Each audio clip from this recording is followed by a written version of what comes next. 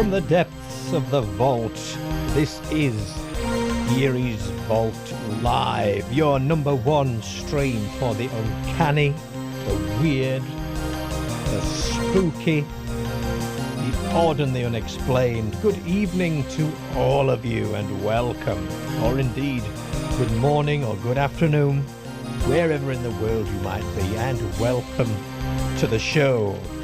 This is Eerie's Vault Live, and I am your host, Eerie. Of course, we're going to open up the phone lines later. Why wouldn't we?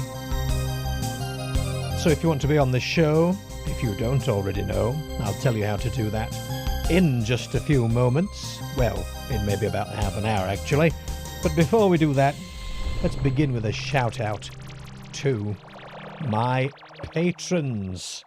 We have a couple of newbies for us. We've got Doc Dingley. Hello, Doc. We have Giles Vint as well. Welcome to newbies.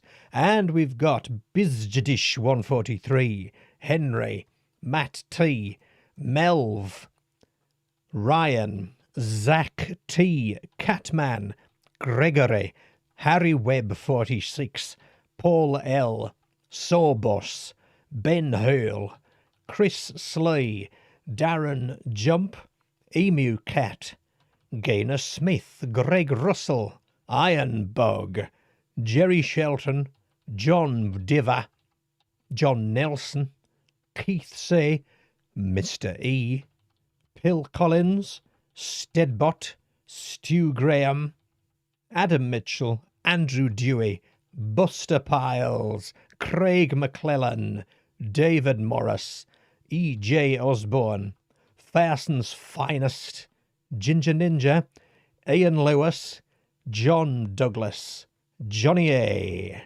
Paul Redruth, Rudolph Hooker, Todd Van Voris, Aaron Osborne, Amanda McNeil, Baby with a Laser, Brian Henderson, Pamela Peffer, Vincent Hegeland, Baroque Lobster, who I believe was the very first person to join All Hail Baroque Lobster, Louise Matthews, Natalie Leach, Ramona Craig Hill, and Heather Maund Jones.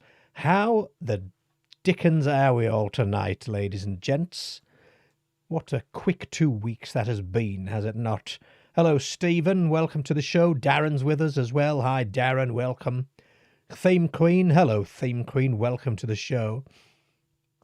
Buster. Hey, you guys. I cannot say that phrase without saying it like Chunk. Not Chunk. What's his name? Sloth from The Goonies.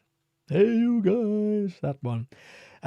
Who else have we got? Matilda Warrior. Hello there. Welcome from down under, I believe. Buster. I've said hello to Buster. Cat's Life. Hello, Cat's Life. Welcome. Blazing R2B. Hello and welcome. Paul Williams. Good evening, Paul. Welcome to the show. James Glass. Hello, James, and welcome. Was like winter here in England today, says Stephen. Yes, indeed it was. After a couple of decent days, it turned, although yesterday was pretty windy too. Liz. Hello, Liz. Welcome to the show. Who else have we got? You know I don't like to miss people out. Dingley Dell. Hello, Dingley Dell. Welcome. Baroque Lobster. Hello there. Welcome to the show. Catonius. Stuart. Both of you, hello and welcome. Gosh. Well, I want my name drop. Oh, I don't know if that's to me or not. I don't understand it. I'm sorry, I'm getting old. What else? Catonius, yes, there we are. Of course. Gosh, what a quick 2 weeks it has been, hasn't it? We don't really have any eerie news tonight, but we'll do the jingle, because I do like the jingle, so here it is. Kicks my brain into action, as it were. I'm very unprepared for tonight. Stephen's saying, don't get too old, Eerie. My brain is today. I'm very underprepared for tonight. I don't really have any eerie news. However, I can tell you that I am waiting to watch on the old tube of views. Ross Coulthart, who has done some expose or at least a video about the Tridactyl mummies out of, oh gosh, Nazca, is it? Nazca, right? So there is a video that I've sort of skipped through. I do want to sit and watch it, but it's an hour and a bit long, so I haven't had time today. But I think from what I gained from the video, it was nothing new, right? So it was grave robbers in Peru discovered these desiccated bodies, insectoids, humanoids, 3 fingers, 3 toes, reptilian types as well. And there was public controversy, of course, because Jaime Maussan is presenting these, and he's known to have allegedly been involved with hoaxes or hoax bodies in the past.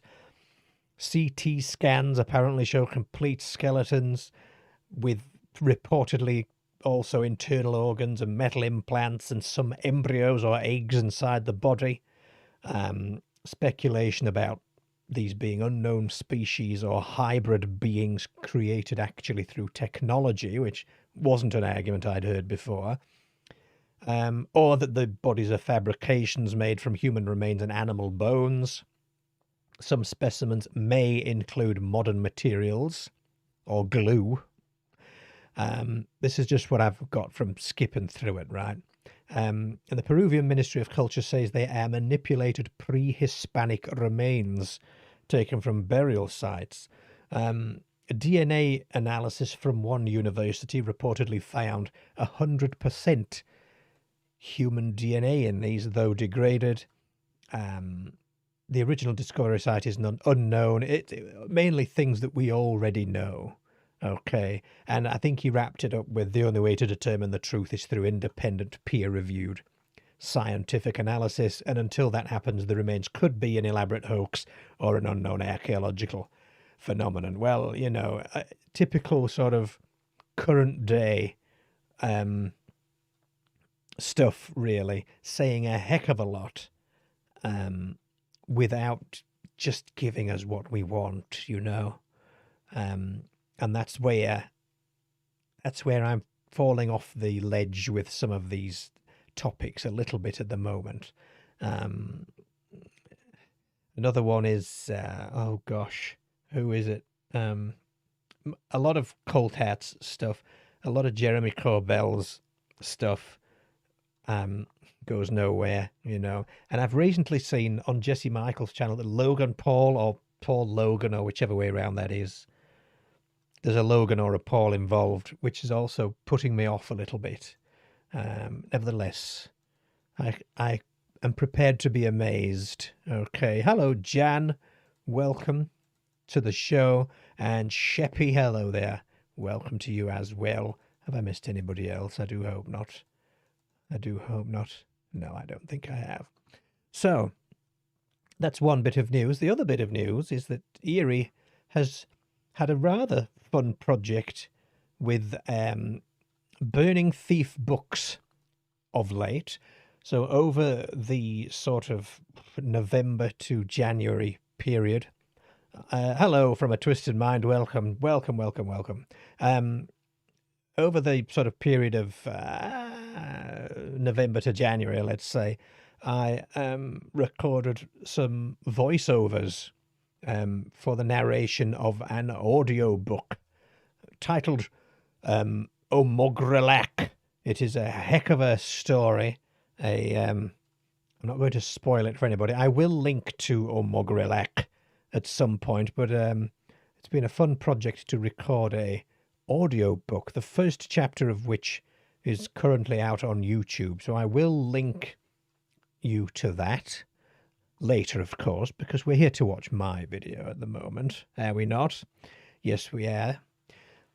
One would hope so. And another link I must give you, which is a bit of news for people who don't know yet. There is a second Eerie's Vault channel. Now, The voodoo world of YouTube algorithms and my research into such had led me to the conclusion that perhaps breaking the live streams down into individual clips throughout the week was not helping discovery of my channel, because the algorithm was becoming confused as to precisely what the topics on my channel are, because they were so varied. As such, I've started a second channel, Eerie's Vault Open Lines, it's called, where we will be archiving these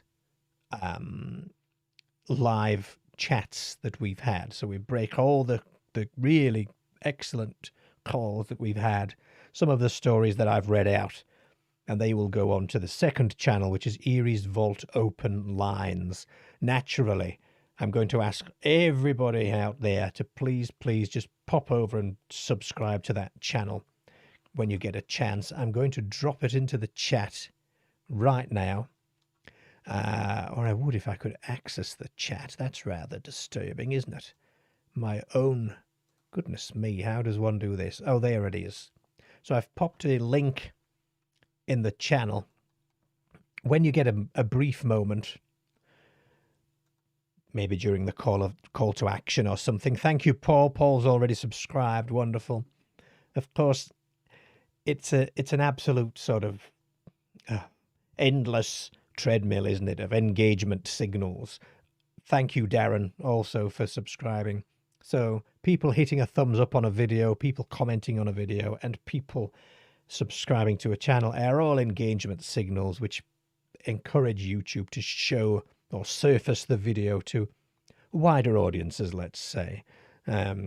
So this is why we get some of the breakout successes, like the werewolf video got a lot of interaction, and that's got something like 300,000 viewers at the last count. So it is possible. Help old Eerie out when you get a moment. Just subscribe to it. You don't even have to watch it. Just subscribe. Thank you, Stephen. Thanks for subbing. And Catonius as well. Thank you so much. Now, what else have I got today? Yes, so not much else news-wise, to be honest. Do you guys have any news? This is rather unprofessional of me, isn't it? Don't you think? Rather unprofessional. I should be prepared, shouldn't I? I haven't seen anything else either that I can bring to mind. Lots of talk about the jinn. I never thought about supernatural entities creating a crisis. Ooh, are we talking about a crisis? From a Twisted Mind, thank you. Thank you for the sub. Yes. Done it already. Good, good. Thank you ever so much, everybody. So, I don't know if you have any eerie news. Have you seen anything recently that's been of interest? Any interesting de-extinction things going on? Jan, thank you so much, Jan. Thank you ever so much. I'll tell you what's been on my mind, and you can probably tell. Buster says, am I wearing my cape? Did I see Greg's picture yet? I did see it, and now I can't find it to comment on it again. Cat's Life, thank you. Thank you very much. Buster, I am terrible at just... I tell you what I'm terrible at. It's messages. I'm terrible because I will happily read a message and then I just don't reply. And I think what I do is I save up replying, and I think, oh, I'll do that at the weekend, you know. I'll do it when I've got a chance. I'll batch them all up. So I don't know if you could just tag me again, Buster. I do appreciate you pointing it out to me. I saw it with the skull screaming from the back seat of the car. I did like it, yes. But I'm not wearing the cape as of tonight. It's at the dry cleaners, you see. Yes, it is. Dr. Eerie in the Vault of Terror in full cape attire. Now there's a Halloween special idea for us, isn't it? Dr. Eerie in the Vault of Terror. It's not too terrifying here, although the ocean is rather wild tonight, I have to say. Kind of looking out at the sky there. Well, it makes you wonder, doesn't it? What could be out there watching you? That's what you wonder, isn't it? And it's the Space Brothers that have been on my mind lately. Because as you know, last time we spoke, I was entertaining the possibility of the different abduction or contactee scenarios that appeared to feature the same type of, if not the same entity, but spread over different, what's that word for 10 years? Different decades, goodness, different countries, different places, that we would chronologically see them as a thing that happened one after the other. However, an entity that experienced time in a completely different sense might actually have visited all of those people at precisely the same moment from its point of view. And that just led me thinking about, what these entities were. And it was the Space Brothers, apart from the Greys. The Greys are the obvious ones, aren't they? All cape and no pants, yes. I get stuck in the phone box often when I'm changing as well. If you do play keyboards and wear a cape, do you want to join a band? Well, now, there's an offer.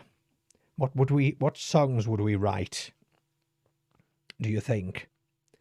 All cape and no pants, yes. That's why I cannot go out in the daytime, you see. It's too obvious.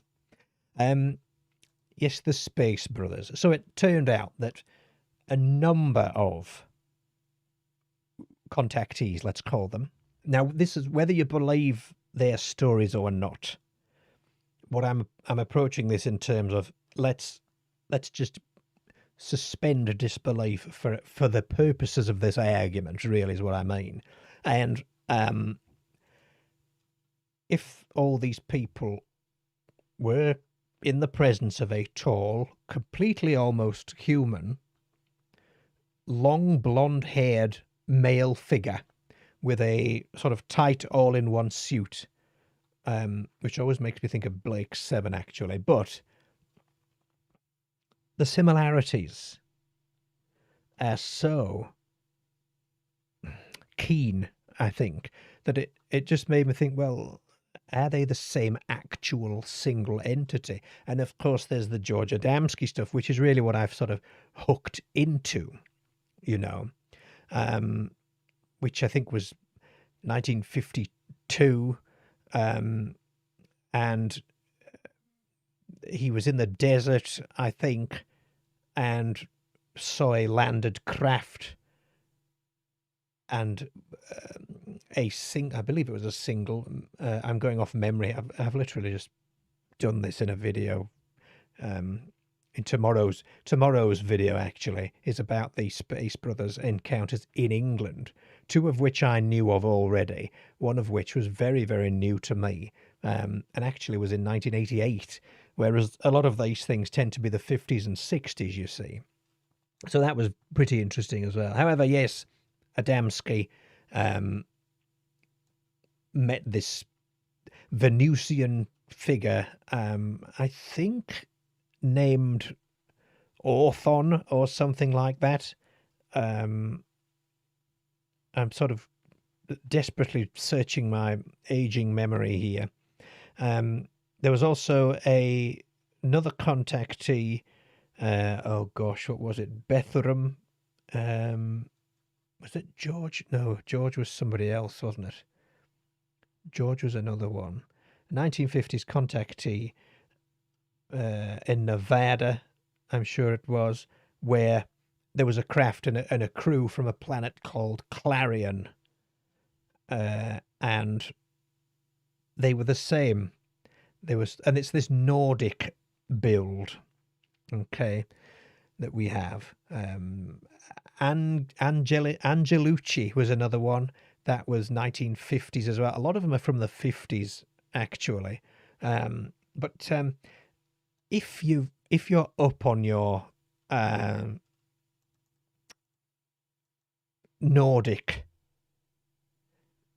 people, not Nordic, but not people, Leon, come on, your Nordic entities, if you're up on that, I'd love to talk about those tonight, because they're really sort of what I'm interested in today, if you know what I mean. You know how it goes. I'm interested in that today and something else tomorrow, right?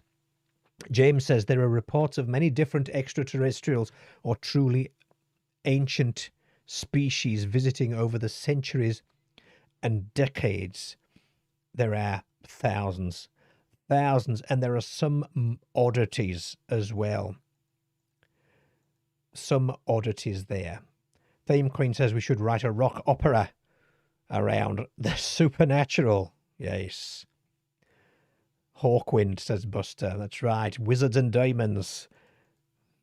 It should at least be called something I can pronounce. A prog rock band. Yes, indeed. Psychedelic space rock. Quite. I can find Cosmic Dance number 5 on my keyboard, I'm sure. I'm sure there's a voice called Cosmic Dance.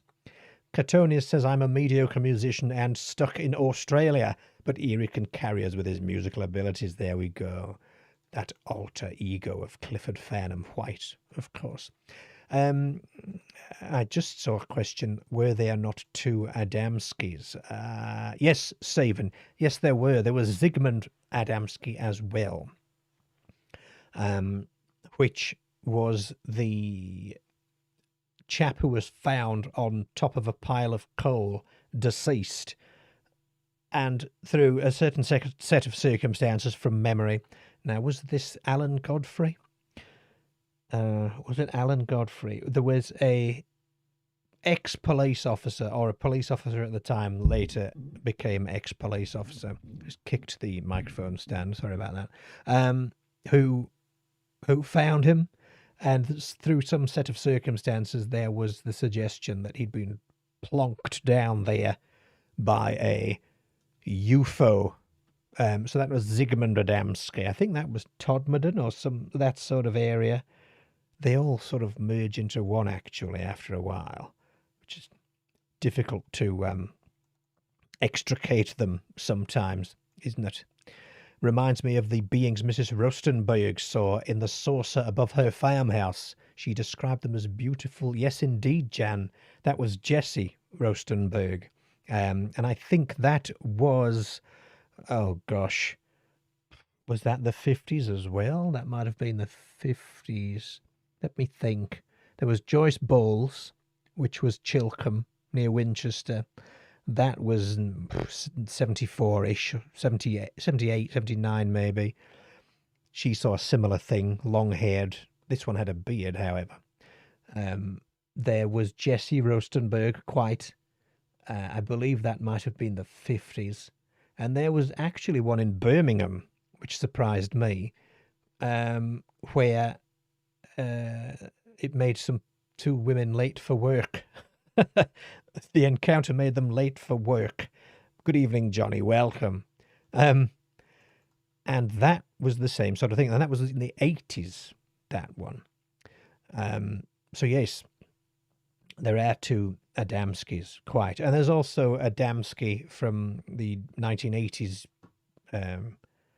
UK chat scene. Was he UK Adamski or was he American? I can't remember. Bum, bum, bum, bum, bum, bum, bum, bum, bum, bum. Was that him? If you know, you know. If you don't, you don't. And maybe I don't. Maybe I don't. Yes, it is odd that 2 people with the same name should be such high-profile apparent abductions, almost as if it's done deliberately, says Stephen. Yes. Now, it's synchronicities that can leap out at you sometimes. And yes, Travis Walton did. You're quite right, Hashy Larry. Travis Walton did also say he saw the same blonde beings. What's the valiant Thor human-looking extraterrestrial? What? Oh, yes, that rings a bell. I need to look that one up. I do. Seal did the vocal on Killer by Adamski. That's right. Yes, he did. Who was Bronski beat then? Who were they? And nevertheless, that's not Eerie, is it, as such? Yes, quite. Travis Walton did. Synchronicities, Stephen, are very, very sort of interesting to me. I skirt the sort of tightrope of let's not dive into this entirely and become conspiracists, or at least this is what I say to myself. However, synchronicities are really compelling, aren't they? They're very sort of, you want to look into them because it feels like there's a pattern there.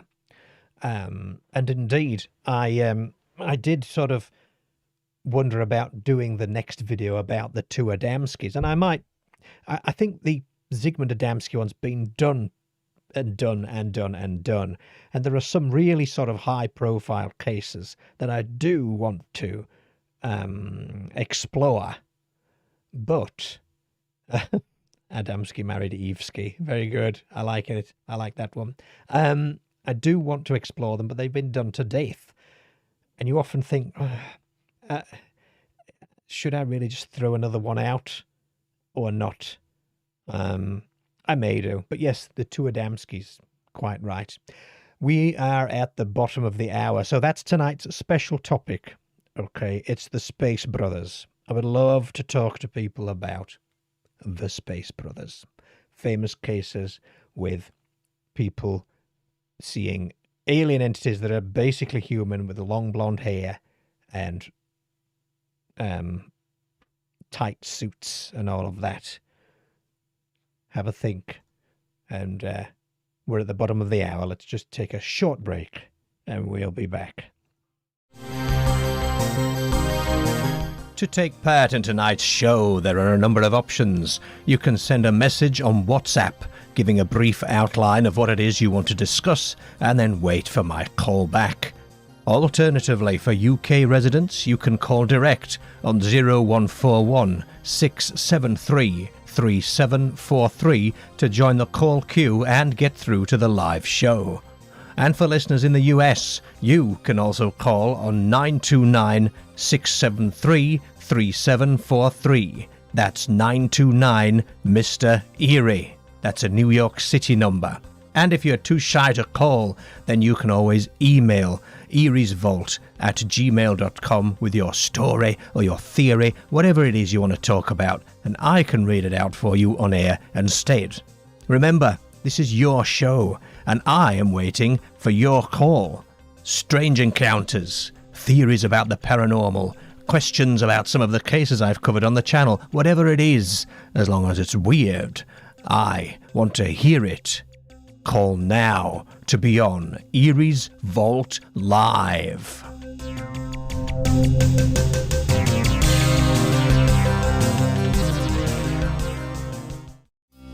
This is Eerie's Vault Live, and I am your host, Leon Eerie, and this is your #1 stream for the weird, the strange, and the unexplained.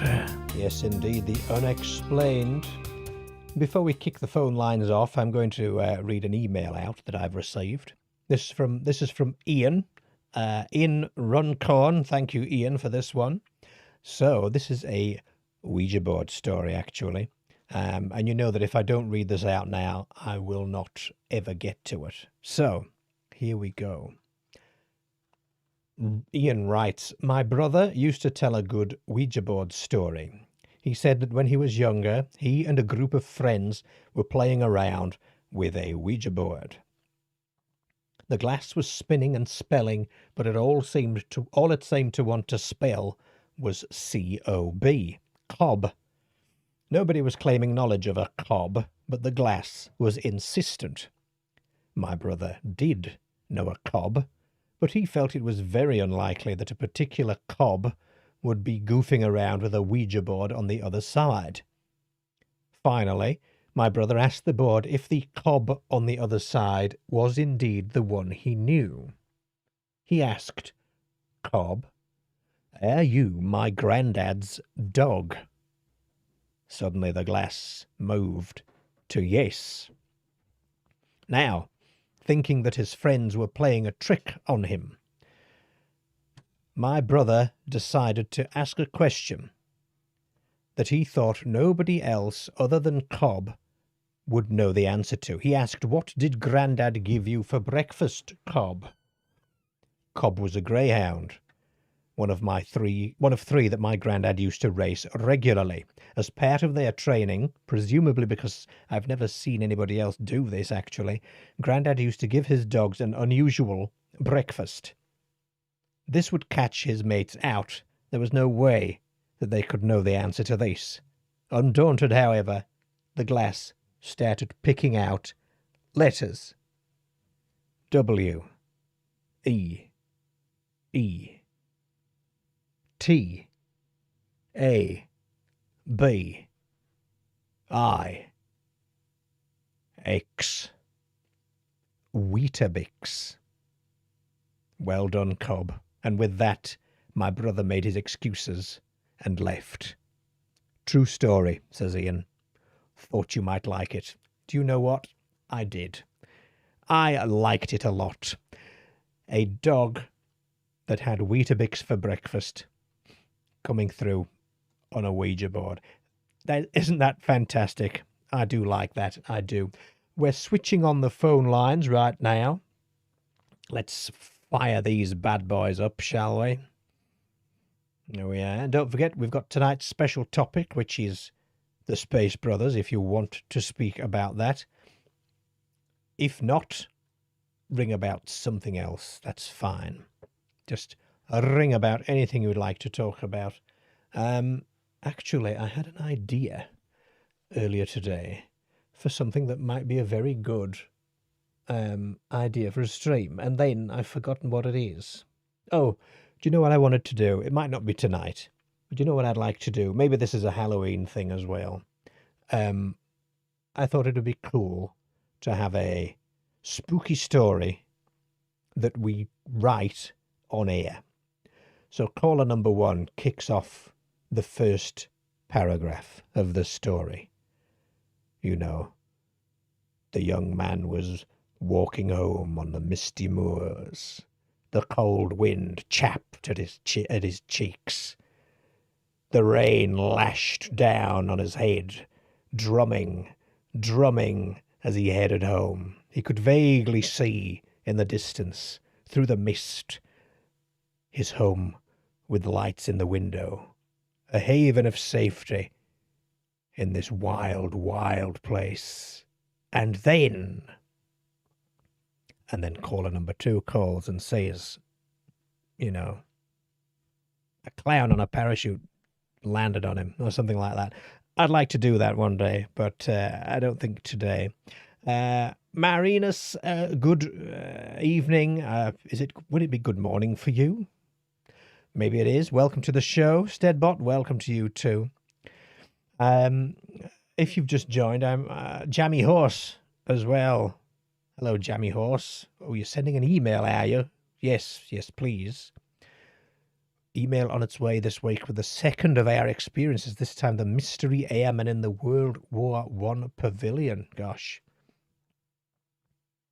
Let's have that, shall we? If you've just joined, I am rather waffling and flying by the seat of my pants, which, according to Buster, I may not wear, unless that's only with my cape.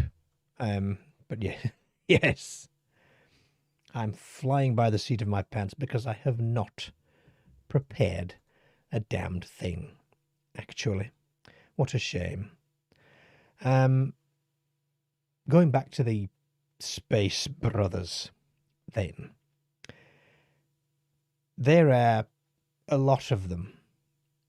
There was a concentration of them in the 50s. And I wonder what it is about the 50s that kicks these things off. Now, I feel like there are guests out there that could come on the show that would have a greater handle on this than I would, because there are researchers out there that have been doing this since the 50s. And I'm sure they'd have a much better time at it than I would. But, you know, there have been a lot there. What was it? The Pleiadians or something they were referred to, as well as Space Brothers and as well as the Nordics. So in 1975, Oh, thank goodness there's a call, because I don't know if I can waffle for much longer. Here we go. Let me just switch to the correct screen. Good evening, you're on Eerie's Vault Live, and welcome to the show. Hi, thank you. It's Matilda. Hello, Matilda, welcome. Hi, I called a couple of weeks ago with one story. I've got another one for you, which this happened approximately 4 years ago. Yes, I And it remember. was, I remember your. oh, you remember a couple of weeks ago? Yeah, Yes, the I do. angel story. Yes, on the church floor. Yeah. Yeah. Well, this has got nothing to do with anything like that. I don't know quite, other than to describe what I saw and what I felt and everything. I wouldn't know what to say about this. But it happened about 4 years ago. I was sitting on my sofa in my lounge area when this green light came straight through the ceiling. It ruffled through the front of my hair and it went straight into my chest. Oh. Now, the only thing I could do was sit there, stare at my ceiling and, excuse my language, but it was kind of WTF. Yeah. What kind of weaponry is this? And as I was looking at the ceiling, there was not a mark on the ceiling. This light came straight through, and it was a 2-story house that came through my roof.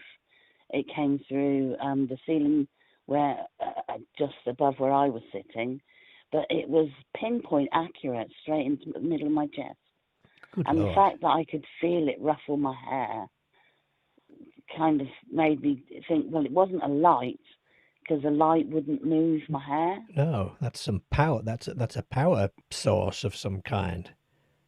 Somebody did say to me, well, maybe it was somebody with a drone. Mm. But the light was actually, from what I can recall, probably about 4 centimetres, 5 centimetres wide. Yeah. And was this, when was this? This happened about 4 years ago. 4 years ago. And was there, I'm sorry, just put me back into the picture then. So this light, you say it hit you in the chest. So, It direct in the middle of my chest. Gosh. And then, and the breastbone. And did it hurt? No, there was no pain or anything. There was nothing. I didn't feel like I was, like pinned to my sofa or anything like that. Although the shock did keep me sitting there for I can't even remember how long it was. I just remember thinking, WTF, what kind of weaponry is this? And there's not a mark on my ceiling. What can do that? Yeah, what's come straight through. So it's come straight through the solid ceiling. Yeah. And it's tiled roof. Yeah, tiled roof. And assuming, so are you fairly sure it came from outside? Well, there's nothing else in my living room that it could have been generated from. Gosh, that's an odd one, isn't it? It reminds me of a story of, oh gosh, somebody in the chat will help me with this. I think it was Brazil, potentially, where, but these people were outdoors and they were set upon by flying things, and they were little points of light that sort of took aim at them, and actually, but these left marks. These things left burn marks on them. I did look for a mark because I assumed it was some kind of laser. It was bright green colour, like luminous green. It was a real bright green light, and it was very straight, and it was pinpoint accurate going into my chest. Well, I say pinpoint accurate. I'm guessing whatever it was aiming there. Well, yes, it may have been way off, you mean, yeah. yeah, it could have meant to hit my television or something, but instead it came and got me. Yeah. But it was just the fact that it left no mark on the ceiling, and I actually felt it ruffle through my hair. Yeah, that's the weird made me. Yeah, because a light wouldn't do that. No, that's something that's moved the particles in the air around you, and you felt it. That's very unusual. Was there an Yeah. odd smell or sound or anything No, accompanying it? no, no sound with it. No, nothing. No smell. Nothing. Just me pinned to the sofa for I think possibly about 40 seconds or so before I thought I'm going to attempt to stand up Yeah. and see if it follows me. But as I stood up, it disappeared. It went. Oh, so when you were pinned, it was on. It was visible on you, was it, for that duration Yeah, of? Oh, I see. Right. yeah. The whole time it was there. Oh gosh. And it See. wasn't until I just wondered whether or not I could get up Yeah. because it was, well, I just don't know what it was, but it was too big, I felt, to be one of these small drone things, because I know Amazon drop Mm. parcels off, don't they, and all Yeah. that. Yeah. Yeah. So somebody did say maybe it was a drone, but I kind of figured it must have been quite a large drone to have had such a wide light or laser on it. Yeah. And why would it ruffle your hair? That's the other thing, isn't it? Yeah, Mm. the sensation of feeling my hair move as it cut through, Gosh. but not a mark on my body and not a mark on the ceiling. I have no idea what that could have No, possibly been at all. a UFO maybe, Who or a knows? UAP. A Who knows? UAP. And why me? Yeah. What did I do? Yeah. Yeah. Yeah. Well, that's my story, and thank you for allowing me to share it. Not at all. Thanks for calling and taking the burden off me saying things all night. Thank you. No worries. Well, All take right. care. Cheerio. Thank you. Bye. Good night. Well, what do we think of that ghostly entity? Possibly laser beam, frickin' laser beams, as Dr. Evil might say. What else could that have been? How odd. And that's the temptation, isn't it? The temptation is, oh, let's think, what was it? What was it? What was it? What could it be? And you know what? Sometimes we just do not know. We just don't know. And that's the cool bit, I think. That's the cool bit. From a Twisted Mind has a haunted wall and tall boy story for us and says, would you like me to recount this? I won't read that out. I'll call you and I'll ask if I can read out that, because that's made me laugh. So if you're around, from a Twisted Mind, we're going in hot now. Here we go. Good old WhatsApp. Hello, Mr. Leon. Good evening. How is one? Hello. How the devil are you? Yeah, pretty good. Pretty good.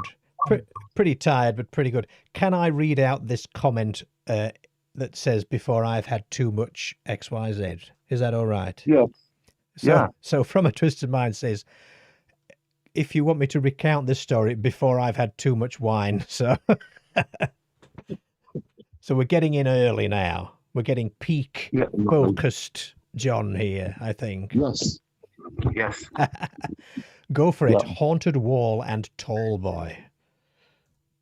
Hi, everyone. Hi, Leon. Yes. I live in a flat that is an ex-council flat in a posh area.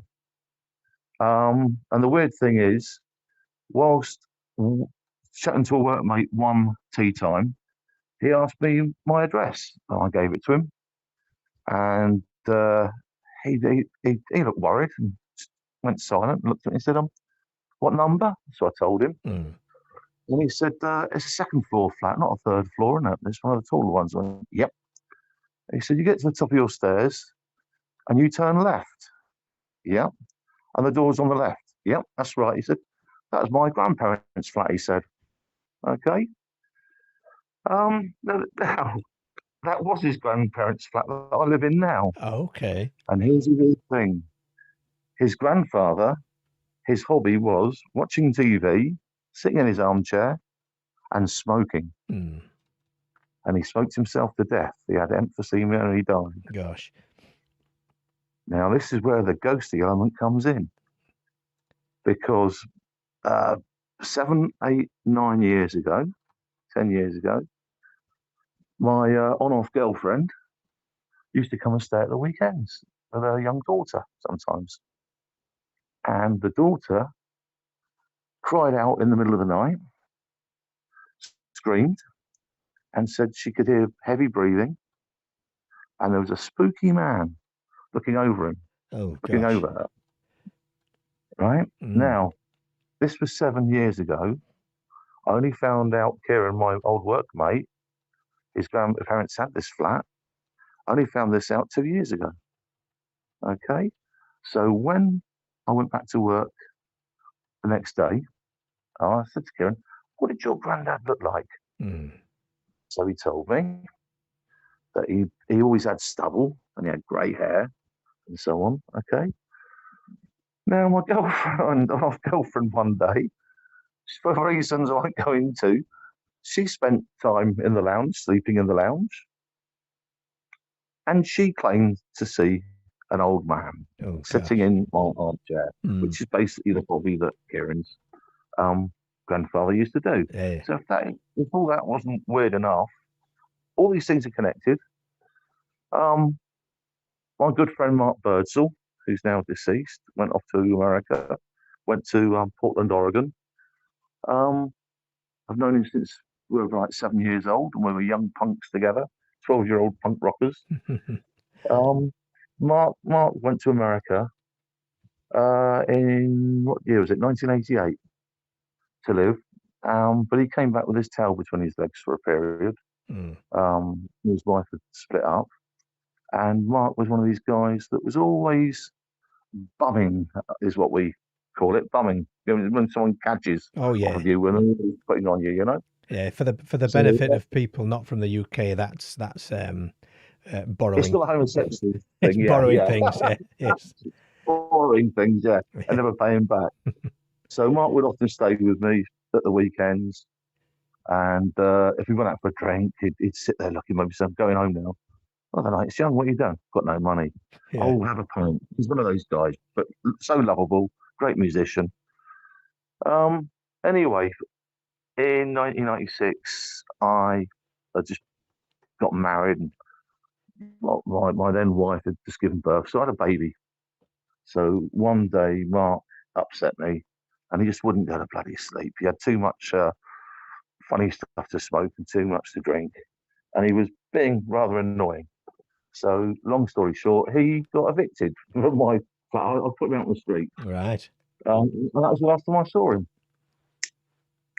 Now, when we were about 12 years old, we come across two girls, and boys being boys, as we were, working class lads, we come across two young girls, got chatting, and one of them said, hey, come on, come with us. We know we can get some drink. So I think we were 12 or 13 at the time. So obviously we're going to go, oh, girls, oh, goody, you know. Yes, yeah. Drink, great. So they took us on a little journey around the corner into this horrible, because where I'm living now is the estate had a horrible reputation. It's quite a rough estate. So they took us into this place, and one of them got some keys out of her pocket and took us into this flat, and put us to be very, very quiet. Be very, very quiet. So we come into this flat, and it was obviously an old person's flat with very, very old furniture. Very, very old furniture. Yeah. And the first thing I thought was, well, this can't be your flat. You know, it's really, really old furniture. You know, you envisage an old person's house. They have certain things in it, don't they? You know. Yeah, sure. Like Nora Batty's house. Yeah. Yeah, exactly. So me and Mark had a drink, and we had a bit of a kiss and cuddle with these girls and went on our way. It came to me years later that was this flat. Oh. I don't know how the girls had the keys for it, and I wondered if it was perhaps Kieran's sister, or apparently it wasn't, because I asked him about it. So all these things are connected. All these things are connected. Now, so you've got Mark, I've mentioned him, how I'm connected with the flat. I mentioned my on-off, who I refer to always as Fruit Loop. And I think I mentioned on another show how we're kind of connected. Yes. And we've been to Kingly Vale and we've been to various places, and we're both of the opinion that, the world is a wonderful, magical place and odd things happen in it. Now, to tie the whole lot together, on one occasion, mine Fruit Loop, I'll call her, Claire, her name is, um, we had a bit to drink and she woke up in the middle of the night, and I used to call it herbal burbling. It's where someone's had a drink, but it's almost like they're sleepwalking or in another realm. Yeah. Where their eyes are open, but they're not aware of what's going on around them. Yes, I And see. it's as if they're talking from another world. It's that kind of thing. Now, she mentioned, I've mentioned this part before, that the wall in the bedroom, which in the middle of it sits a very large, old-fashioned handmade tool boy that I brought from a junk shop, which, when things are quiet and I'm reading a book, suddenly I'll hear knocking. It's got like a ply back to it, and the wall is obviously a concrete block wall with brickwork outside. So there's no way any knocks. There's no reasonable reason why there should be knocks. Yeah, as if someone's stuck in the back of it. But that's happened a few times. And being who I am and my experiences that I had, I just accept that weird things happen. So Claire woke up one day and she claimed, this part I mentioned, that wall was orange, and that she saw me. And now the next day, I recounted this to her. Now sometimes she's gone, "I didn't say that. That didn't happen. That didn't happen." But on this occasion, she mentioned that the wall. This is the next morning making coffee. She mentioned that the wall was orange, and that I was 30 years old. I looked way younger. I was standing. She was watching me against the wall, and as if I was looking out of the wall, and the wall was glowing orange. Now that connected with a UFO I experienced back in Ireland in 2008, which was orange. So again, how are all these things connected? Yes. How are these things connected? It's the synchronicity aspect again, isn't it? Yeah, it is. It is. So it's not just ghosts, and it's not just whatever. It's dreams. It's all manner of things twisted up together. Now this is the very, very odd part, that at the time that Claire saw this apparition or ghost or this being, whatever he was, she said he was tall and thin. She described him in great detail, and she mentioned to me that he knew me because we were in a state of undress, and he was looking towards the bed where we were, with a wry grin on his face, shaking his head with a grin, as if he knew us, as if he approved or was laughing, in a nice. And Claire's impression was that he knew me. He knew me well, and he was shaking his head. Now, the next morning, when I asked her to describe him, she gave the same details, which I noted mentally, and I thought, my family had a big family. Could that be one of my grandfathers? Who could it be? Who could this person be? Because whenever you have weird encounters, the first thing everyone does is to rationalise it. Yes, of course. What am I seeing? Yeah. What am I experiencing? You want an explanation. You want something that's going to make sense of it. You do. But from what she was saying, it was as if he was wearing a trilby hat. And when you think of trilby hats, you think of the 20s, 30s, 40s, 50s, don't you? Yeah, sure, yeah. So it just didn't make any sense to me. Didn't make any sense at all. And I just put that on the back foot. But so forward to just prior to this, a supposedly unconnected incident. I was driving home from work, and there was gasworks. So there's traffic lights on the road. Yeah. I'm there, red light, look across, there's a bus shelter. There's some tall guy, portly, looked white as a sheet, and he was staring right at me, and his eyes were bulging out. And he'd done that thing where you go very still, and you look away, but you look back again, and his eyes were out on stalks. He looks petrified. Yeah. He looks absolutely petrified. So my reaction was, "What the bloody hell are you looking at?" And he was staring at me. And I thought, bloody weirdo. And I noted where he was, and I thought nothing of it. Thought nothing of it at all. Just after that, before the incident with the haunted tall boy and the orange wall that was lit up, and the night where Claire said this figure was, I got a friend request from one Mark Birdsall, old schoolmate on Facebook. Okay. So I'm thinking, do I accept it? I don't know. He's probably on the cadge. He's probably on the cadge again. You know? Yeah. So I'll think about it. I'll think of it. Didn't think anything of it. Forgot all about it. Then this incident happened. Okay, with this spectral figure, this ghost. I couldn't see him. Claire could see him. Now this is where it all ties up, and this is what is strange.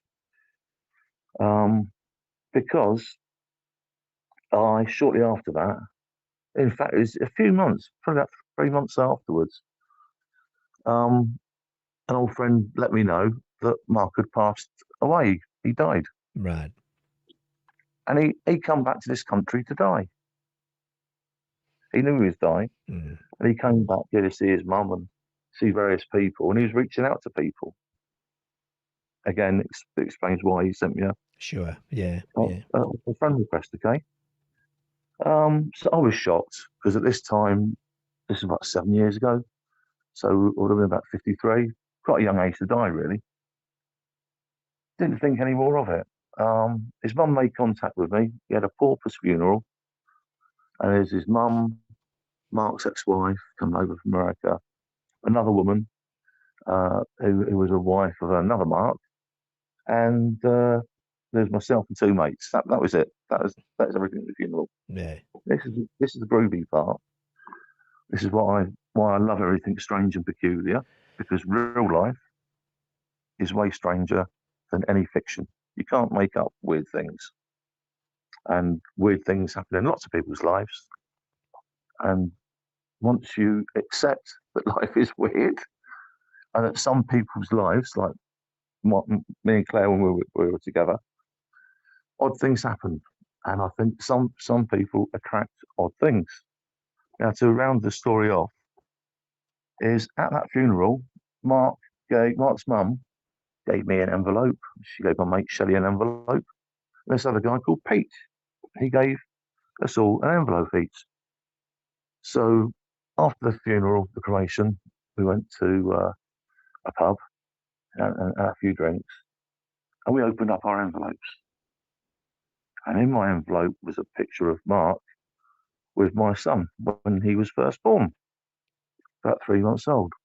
Pete's, I can't remember what Pete's was, but Shelley opened up his photograph, and it was a photograph of Mark. I remember it because I've got a similar photograph of myself. We all bunked off school, and we went round to Mark's bunking off school. And for whatever reason, we're in the garden, 2-story townhouse, and whoever had the camera was taking photographs of whoever was down below looking up. Yeah. And Shelley's photograph was of Mark wearing his punk bondage trousers, a tramp's jacket, a tramp's overcoat, and a trilby. Oh my gosh! Right, Right? Yeah. This is where it gets pretty good. The final confirmation of it all was when I saw that, I went, "Oh my God!" I made the connection immediately. Yeah. So I said to Shelley, "For God's sake, mate, get me a copy of that photograph," which he did. So he gave me a copy of the photograph. I used it as a bookmark. The next time Claire came round, I had to tidied up the bedroom, done the washing up, had a bath, went and got her, brought her back. After we've eaten, and we come to retire for the evening for an evening of YouTube and frivolity and a bit of red wine, I left the book I was reading at the time on the bed. So before anything, we got down for the evening. I said, "Oh, by the way, look at this." Opened up the book, flipped over the page as a bookmarker, and I pulled out the photograph. I showed it to her. She went white as a sheet and went, "That's the man that was at the end of your bed." Oh my And God. the real thing is, he died literally 100 yards from where I live at Yeah. the local hospital. Yeah. And his body had been in the morgue for about 2-3 months before it was cremated. Gosh. So there you go. Wow. What a hell of a story. Yeah. Yeah. So what do you make of it, Mr. Eerie? It's as you always tell us, life is strange. It is. It is. Well, there you go. I won't hog the airtime. I wish everyone well, and on to the next caller and whatever. Thank you very much for having us. Thank you, sir. Fantastic story. Thank you very much. Thank you, Lynn. Take care now. Bye. Bye, mate. What good timing. We're at the bottom of the hour. Let's take a very reasonable sized break, and we'll be back after this.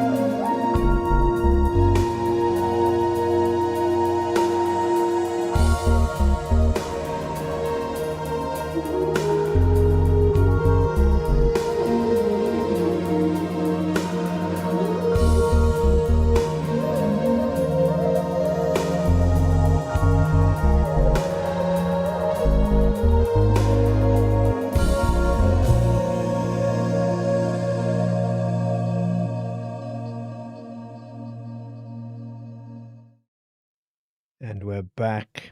Yes, that was Miracle by Mr. Clifford Farnham White. You know, this thing about the world being odd and life being strange. There's a quote from an Austrian philosopher, Ludwig Wittgenstein, who had a book called Tractatus Logico-Philosophicus. And at the end of it, he wrote one line, and it was, "Whereof one cannot speak, thereof one must remain silent." And it often is it's often sort of misunderstood. You can read that, let's say, and you can read that and sort of say, "Oh, if I can't explain something, then I should just shut up about it." But I don't really think that's quite what he was hitting. Our language, our human reasoning, works very, very well for describing our measurable world. Okay? We exist in 3 dimensions. We have our senses. We can measure, we can assess, we can describe. That's what our language is good for. But there are parts of the experience of being alive that our language is always going to fail at explaining. Always. Things like grief. Things like awe. Things like love. And yes, strange encounters. And when we try and force things, and this is kind of what John was saying, you want an explanation, right? And when we try and force things into a tidy explanation, you can really, really, really diminish those things. There's a poet, Maria Rilke. I need to Google this name. A poet, last name Rilke, I think. I'll Google it in a minute.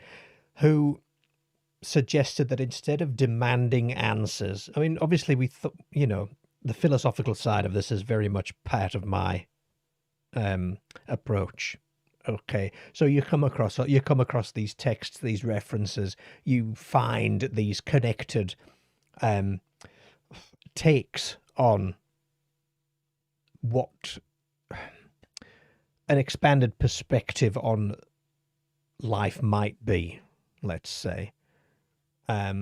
So you get these obscure references that you can make. And he said that instead of demanding answers, it may be of benefit to simply live inside the question. Be patient toward all that is unsolved in your heart. Try to love the questions themselves. And that's a very poetic, it's a very grand way of saying what we often say on the channel, isn't it? Which is, it's the mystery we like. We don't need an answer sometimes, though we feel we want an answer. And I think that needing an answer and wanting an answer are two very different things. We may see people who've passed in dreams or a moment of just real life. I remember my great-grandfather passing, and my grandmother was convinced she had seen him working in his allotment, as he always did. She was so convinced that because she was, I think they were driving past, and she got out of the car and she looked down to close the car door and looked up to walk into the field, and there was nobody there. And we may see these things sometimes or experience these odd things. And we want to know, how did that happen? How did that happen? What was that thing? Similarly with the laser beam story or the light story, my immediate questions were, what was it? You know, where did it come from? What was it? And then we reason, don't we? Was it drones? Was it this? Was it that? But perhaps the important question is not, how did it happen? But rather it is, what did that moment mean to the person who experienced it? What did the moment mean to the person who experienced it? Now that is key to my approach to the study.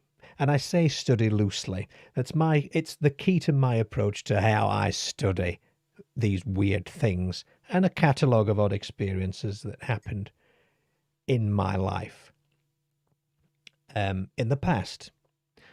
And I think that it is not how did it happen, but what did the moment mean to the person who experienced it. That is truly a very healthy and humble and useful place to begin. Now, there are other, Carl Jung and people of that sort of ilk who look at human experience that contains sort of, what is it they say, sort of border regions, isn't it? Moments where there's an inner world and there's an outer world, and those two can sometimes blur. What are they? There's a name for them. Something states, which eludes me right now. It eludes me. Something magical states or something like that. They're called, not delusions as such, but they cannot be reduced to physical explanation either. They simply exist at the edges of what we understand. And there's a strange sort of freedom that we can enjoy if we accept that just not everything has to be explained. If we sort of insist on answers, then we really trap ourselves inside a pretty narrow view of reality to begin with. And that's kind of what Cottonius has left a comment here that says, not to be contrarian, but if the verbiage, terminology and framework of the language and culture are inadequate to describe a phenomenon, then one can never be sure what they were attempting to describe. This is precisely really a part of this entire argument. So we can say that our language is absolutely inefficient at describing these things. But yes, certainly as a person experiencing the explanation, as it were, then also how can we understand what is attempting to be explained? And I suppose you can turn that round and say, well, how therefore do you know that language is actually inadequate to explain it in the first place? But there is there is a comfort and freedom to accepting that not everything can be explained, and by explained, there's a difference between described and explained as well. You know, they can be life-changing things, can't they? You know, life-changing experiences. But if you do trap yourself in a narrow view of reality, and even the sort of dichotomy of this particular strain of thought, as it were, is I'm approaching this from a standpoint. Well, I'm appreciating the standpoint of our language is not capable of explaining things, but even that narrows your view of reality anyway. However, and I'm aware of the sort of circular nature of this philosophy, as it were. But you don't have to prove everything, do you? I think that's really where this boils down to. You don't have to prove anything, which means you don't have to dismiss anything. And this point about the experience and what it means to the person experiencing it, the truth is an individual kingdom, isn't it? The truth is a subjective, individual, fluid kingdom, which is verdant and green one moment and is stark and snow-driven the next. But that's where we exist, isn't it? But in existing that way, when you accept that some events just remain unresolved, then something else begins to happen, because the world actually becomes larger. The world becomes more interesting. The world becomes more mysterious. But do you know what else it becomes? And I see this in the chat. An example of this is in the chat all the time. The world becomes more humane. The world becomes more humane because we accept that some things are unresolved, that realities are subjective and personal, and that's what matters. That's really what matters, is there's a humanity to the mystery. You know, you can say, I don't know what that was, and still allow that experience to exist in your life without having to destroy it with certainty, because the certainty we strive for is often destructive certainty. So if you, we have a call coming in, that's we're going to just hold that thought right there. I do like to answer these when they pop in. Good evening. You're on Eerie's Vault Live. Welcome to the show. Hello, Eerie. How are you? Who is this? It's Fleur. Of course it is. Hello, Fleur. Oh, I was just listening to what you were saying about people's views and humanity. And I actually have a funny story about people's perspective and how it can change when something spooky is going on.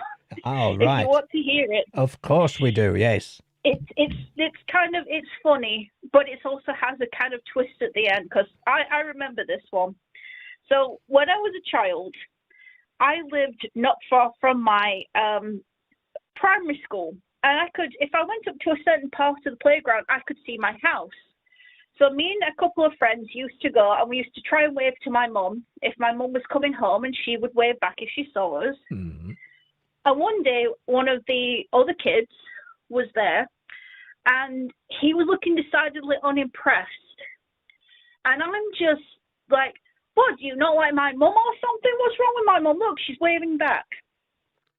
And he turned around and said, yeah, I know your mum's waving back, but have you looked on the roof? There's ghosts on the roof. There's ghosts? Yep, ghosts on the roof. And me and my friends were like, well, what do you mean there's ghosts on the roof? And he said, yeah, I've seen ghosts come through your roof all the time. I don't know why you're waving to your mum. Isn't she frightened in there? Mm.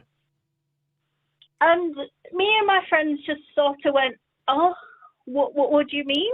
Ghosts on the roof? Ghosts? Like, yeah, there's ghosts coming through your roof. I've seen them all the time. So me and my friends we're looking at this roof. We're looking at my roof. And I'm like, if there was ghosts coming through the roof, I'm surely I'd see that. Like, from a perspective, you know, It'd be pretty obvious, right? Yeah. Yeah, it'd be pretty obvious. And obviously, so I'm looking, I can't see it. And then I just said to him, well, I think you're being stupid. There's no ghosts on the roof. No ghosts or goose. Yes, indeed. Yeah. So we just marched in and ignored him. And the next day we decided, you know, to try and wave at my mother again, because she wasn't in this town, I don't know. Mm-hmm. But he said, oh, look now, there's ghosts on the roof.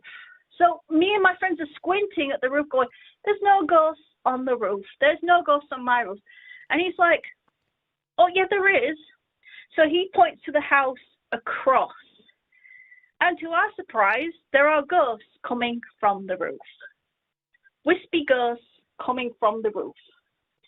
So we all just sit there. We start to panic. I'm like, oh, my God, the house next door has ghosts coming through the roof. Oh, my God. And we're just panicking like, what do we do? Do we tell my mother? Do we get an exorcist? And he's like, I told you, you didn't believe me. Mm. So we're all panicking. I'm like, oh, gosh. And then I'm like, wait a minute. If there was ghosts coming from the roof, surely I would have seen them. Next door's roof? Hey. And we were just like, you know, logic dictates. You know, when you're a child, you're like, oh, well, can't be wrong. I am seeing puffs and wisps coming from there. And then I realized, wait a minute. Hold on. If he's been seeing them, how come I've not noticed them? Surely I must have seen them all the time if they happen. And then I just squinted a bit more. And my friend squinted a bit more. Like, doesn't that look like steam? Okay. And we're all looking like, yeah, that is steam. That's steam. That's steam coming from a boiler. And we realized, I said, I turned to him like, you do realize that we're looking at a house. That's not ghosts coming from the roof. That's a boiler. Oh, goodness me. From his perspective, there are ghosts coming through the roof. Yeah. But what we couldn't see was the pipe at the other side that released steam up into the air looked like ghosts. So he'd been sitting there or standing there thinking, looking at the wrong house, looking there going, oh my God, there's ghosts coming out of the roof. Oh dear. And it's just one of those things where you just think, oh my goodness, how people can see different things in different ways. Yes, absolutely. And, you know, that's a common argument is that eyewitness testimony and eyewitness memory are two of the most fallible forms of potential evidence, let's say, that you can get. Mm-hmm. Because your perception's not that good. You know, and your memory is not that good. That's what one of the, you know, arguments is.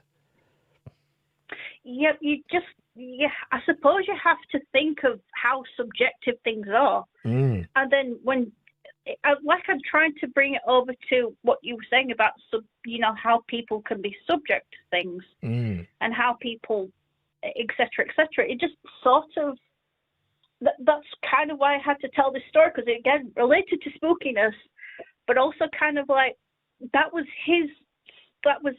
what he was seeing versus what we were seeing. Then when we saw his point of view, we all saw something that we thought was odd, weird, and creepy. And then you just go, wait, normalize it, and then go, well, it's not too bad. All it is steam. But to the other guy, it looks like ghosts. Yeah. Well, I mean, and how many times does that happen, do you think? Often. Yeah. Yeah, I do think that sometimes people do see things and they think it's paranormal or it's odd.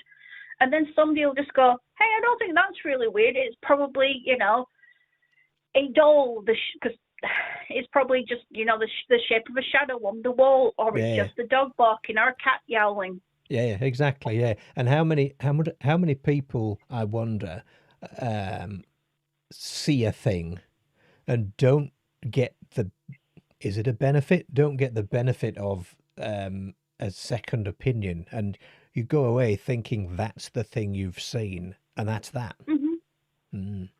Yep, I think that's how things are. I think people see things from different perspectives. I think they do. And your environment. There's a Joe Rogan story where he was convinced he'd seen a wolf, a big grey wolf. He was absolutely convinced that he'd seen it. And for minutes he watched it watching him, and he was this wild creature nearly upon him.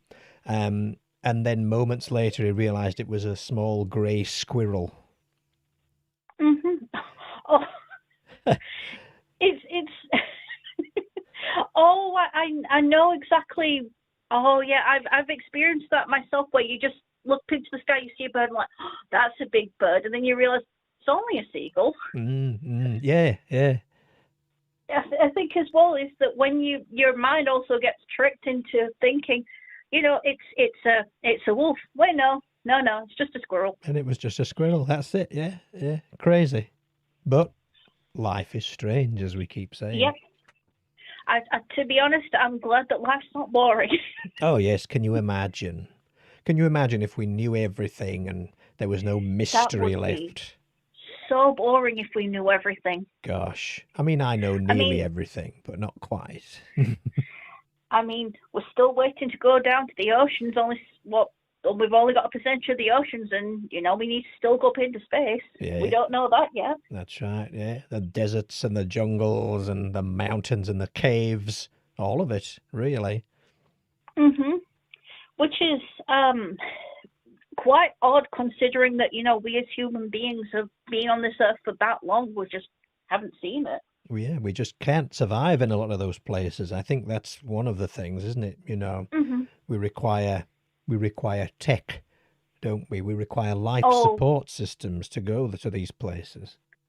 Yep, and we don't know what's in the environment, so... Yeah, imagine thinking you've seen a squirrel and it turned out to be a wolf. That'd be bad. Oh, true. Imagine if you think you've seen a ghost and it's actually steam. It's actually steam, yeah. Gosh. But I thought that would, when you were talking, I thought that's an interesting story. It's not. I thought it's related to ghosts, but it's also something that kind of talks about perspective. Yeah. It's a good one. It's a good one. But I'm going to have to take my leave, Eerie. My phone is about to die. It's on about 2%. Not a problem. Thank you for the call. And I was just really interested listening. I'm like, I'm going to phone in, and then I realised my phone is on 2%. Before it runs it's going, out. Quickly, feed me. Yeah, feed me. But take care, Eerie. Yes, you too. I'm glad. And also, I loved the video about, I know my phone's ringing well, but I loved the video about Ouija boards, and my advice is don't mess with them. Yes, quite, yes. Never mess with them. Never. I agree. No. Okay, All I'll right. talk to you soon, Eerie. You have a lovely rest of your day. Yes, you too. Cheerio, Fleur. Thank you. Cheerio, bye. Good night. Gosh. So, I think I've just accidentally cut another person off there. I do apologise. If you were trying to call just now, please try again. I think I accidentally just chopped you off. How terrible of me. There we go. Hello, you're on Eerie's Vault Live, and welcome. Hello, Eerie. How are y'all doing this evening? Is that Sugar Sandwich? It is. Hello. You can call me Diane, though. How are you? Nice to Eerie, hear from you. I'm doing good. I was reading the chat and listening to reading everybody's different conversations, and I heard Fleur's ghost story, and there has been one that I'd wanted to call in and tell you about, since I've been blessed enough to find your live show, and it was something that me and my sister both experienced when I was little. Okay, go for it. Let's hear it. All righty. When I was little and my sister was little, we slept in the same bedroom. And, we didn't have a TV in the bedroom like kids do nowadays, or a video game or anything like that. It was in the late 70s, early 80s. And this is one of the first things that happened at the house where I lived. But we saw shadow people on the wall. Oh. And they were dancing. And I remember it very, very clearly.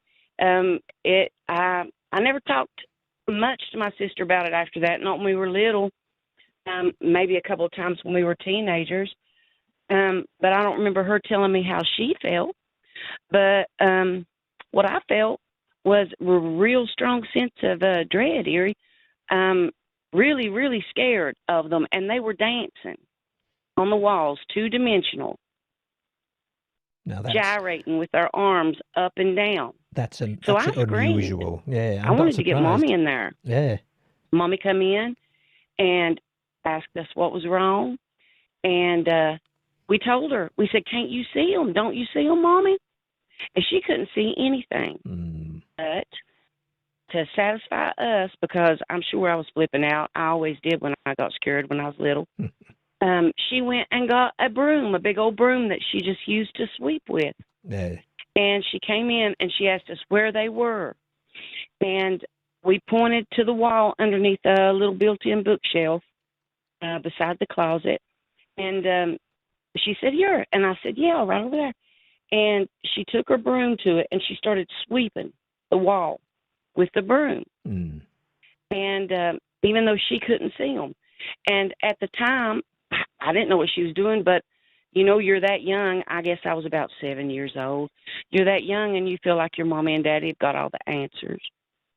And but it worked, Eerie, and it worked. The more she swept, the less we were able to see those little dancing figures in the light. And even the one that I felt like I was focused on the most, Eerie, and I'm not lying to y'all when I tell you this, it acted like it was struggling against the broom, honey. It acted like it was trying to crawl its way back up the wall. Wow, being erased. Me and my sister were sitting in the bed, and we were telling her, we got to the point where we were going like, there, sweep harder, get it, right there, Mommy, get it. And she kept sweeping until she had swept those things completely away. Wow. And that is the first and the last time we ever saw anything oil like that in the house. Goodness and I me. just thought that was a creepy story where it's laid over there for y'all tonight. Yeah. That I just share with y'all. That is a creepy story, definitely. Gosh, the dancing is the creepiest part. The part of it struggling. And the dancing. Why would they be dancing? Isn't that just freaky on its own? It was. It was very freaky. I didn't. I don't know why. I just felt like they were menacing, and they were dancing, and it was. I was fairly young, but I remember it, and I got chills on my arms right now thinking about it. So have I. Yeah. But that house was pretty creepy, Eerie, all my life. I remember being little and us coming home from the store and nobody being home. Daddy worked the hoot house, so he was gone in the evenings. And sometimes we'd go to the store, we'd get back. We'd have groceries to carry in, me and my mom and my sister. And we'd pull up in the driveway, and it would sound like our TV was on, really loud. And we get up to the door and open the door and nothing. Mm. Nothing at all. That's weird. You know, there's something about this shadow people sort of thing that it's the thing I mean, there's a lot of things I don't want to experience, but they Right. are at the top of the list for me. That story suggests I can understand that. yeah. No, I apologize. No, that's quite, I mean, we enjoy hearing this sort of stuff, right? But the dancing's got me. That's like almost trying to coax you over to them in a way. Right. They did seem, it was manic. I remember that. Really? I remember how they looked in the shadow on the wall, and it was a manic, just a gyration of their limbs and just hopping around with their knees up in the air. Wow. And it freaked us out. It really did. Good Lord. There's a lesson here, isn't there? Always keep a broom close by. I know. That amazed me. After I got older, it amazed me even more. I don't think that she had any secret knowledge or anything like that. Yeah. I think it was just that she was trying to placate us and Sure. and just trying to do anything at all that she could. Yeah, and to you get rid of them. And you believed, as you say, that your parents have all the answers. So just your belief perhaps empowered the broom. Who can say, really? Right. Mm-hmm. Who does know? It's the magic of a mommy. It is, isn't it? Yeah. Gosh, my mum would have just said, "Shut up, go back to sleep." Well, there were times they did that too, especially if it was Daddy instead of Mommy. Yeah, Daddy'd be the one saying, "I'll give you something to cry about in there." Didn't they say? Yeah, didn't they always say that? That's right. Gosh. Yeah. What a strange world. Well, I appreciate it. I know other people want to call Eerie, and I'm so happy to have gotten through to you. This is the highlight of my month. I swear it is. That's good. It's lovely to hear from you. Thank you so much for the call. Oh, thank you. Bye-bye. Cheerio. Bye. Gosh, shadow people, ladies and gents. I've got the chills. I don't like the shadow people. There's something about that area, isn't there? The dancing has got me on that one. You know, sort of mad dancing, as Stephen's saying there. Yeah, gosh. Anybody else had shadow people experiences? Cat's Life says, tonight in the dark, breathe and concentrate, and from the corner of your eye, the shadow figures will make themselves known. I'll be sleeping with my eyes open, I think. Hello, this is Eerie's Vault Live. Welcome. Hello. Good evening. Hello, Lehan. How are you? I'm very well. How are you? I'm not too bad. I sent you an email a couple of weeks ago, which you very kindly read out on the vault. Oh, right. About an experience which I had in South Wales, and it was basically just a very bright light which illuminated the whole sky briefly while I was driving in the car one evening. Yes. And sort of in connection with one of the points you've made tonight, I told you at the time that my stepmother was in the car with me at the time, but our response and sort of reaction and perception of the event, which both of us experienced at exactly the same time in the same car, was very different. And that to me sort of chimes with your point about how subjective our response to these sort of things is. Yeah, absolutely, yeah. And even to this day, really, my stepmother sort of almost is in denial and just dismisses the event. She never ever speaks about it, and if I broach the subject, she sort of dismisses it. But I've no explanation for it. As you've also mentioned tonight, many of these things, we seek for answers but don't find them, and I've no explanation for what happened at that occasion. But But nonetheless, it's left a lasting memory with me. But my perception of it is very different from the stepmother's. Yeah, and it's that individual perception, isn't it? That's why we have massive arguments on the internet, isn't it?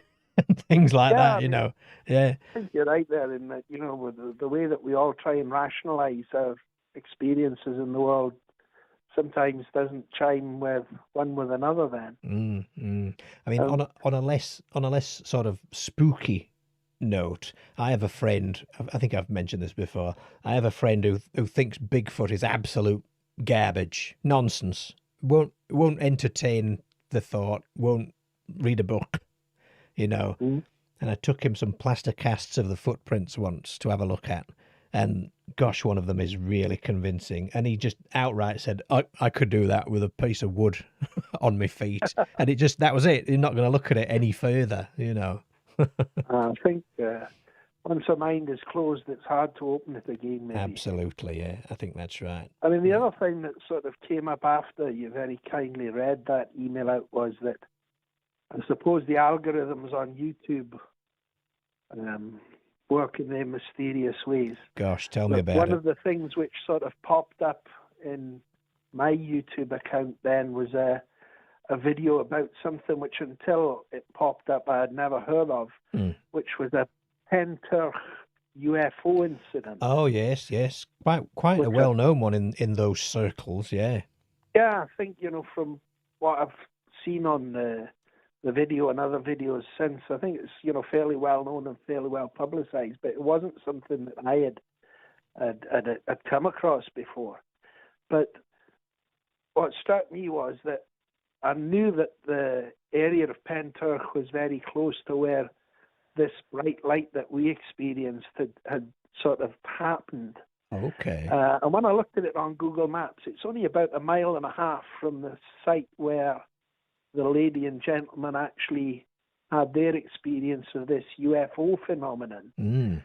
So it wasn't anything in terms of synchronicity with the time, but it's a very close geographical location to where what happened to us happened. And I was watching the video, and they had another witness who saw the incident from a different place. And by coincidence, and this probably is just synchronicity, but the pub that this gentleman came out of when he saw the Penturk incident was the pub which we were travelling to have our meal that night. Oh. So yeah. I can hear in a very from small area. Yeah, I can hear from a twisted mind saying these things are all connected, you see. Yes, I think some of the points you've made tonight have certainly chimed with me, but I don't know whether, having spoken to you tonight, maybe something else will pop up in the YouTube list which will have a synchronicity in it. We'll have to wait and see. Maybe it will. Who knows? Maybe you'll see a Kaz Clark interview or something about her. Didn't she see? Of course, that's the name of the lady, wasn't it? I remember now from the video. Didn't she see helicopters engaging the UFO or something like that, wasn't it? Yeah. That's right, yeah. So various aircraft that she saw and phenomena and helicopters. So it was quite an exciting event that she witnessed by the sound of it. Absolutely, yeah. Keep your eye out. I'm very grateful to you that you read the original email out, because I say it's not something that I normally sort of would make contact about, but this one incident, which is the only thing unusual that's ever really happened to me, sort of had stuck in my mind, and I just felt that it was useful to share it with somebody before it was gone forever. Of course. So thank you very much for reading it out, and I continue to be listening to the show. I enjoy your videos very much. Wonderful. That's good to know. And thank you for sending it in. It's always good to have material, really, so I don't just waffle on like a madman, I felt it sort of, certainly served a purpose for me, and me feeling that it had been shared. So good. I'm thankful to you for that, and maybe I'll speak to you again at some future date. Certainly, sir. Thank you very much for the call. Thank you. Thank you, Liam. Bye-bye. All right. Cheerio. Yes, of course, your calls and any calls that I read out, any emails that I read out will be immortalized on that second YouTube channel, and on this one as well. But they will be broken into individual little videos as well, so you don't have to scrub through a couple of hours at a time, you know. So yes, the Pentarch UFO thing was, gosh, when was that? That's pretty recent. I think, is it 2015? That something like that. And Kaz Clark had said, well, actually, multiple people had said that there were military helicopters flying around, engaging, I think, with UFOs, and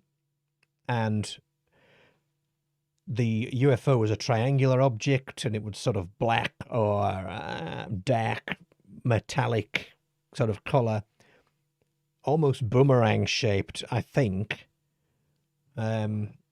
Estimates, gosh, pretty big. I want to say a couple of 100 foot.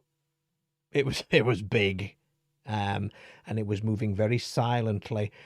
She wasn't sure, I think, if the helicopters were sort of intercepting it or actually escorting it.